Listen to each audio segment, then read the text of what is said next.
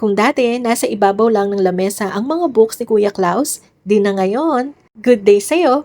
Napaka-organize nga tingnan nitong movable trolley wooden rack na ito. Di na pakalat-kalat mga bags ni Klaus, mga school supplies at mga books na dati nasa lamesa lang. Problema pa pag natapunan ng tubig or sabaw ng ulam. Kaya nga, naghanap ako ng parang magiging bookshelf niya. Last year ko nga pala ito nabili. Grade 1 ang aming Kuya Klaus. Sakto, bumisita sila grandma and grandpa noon kaya natulungan si Habi magbuo.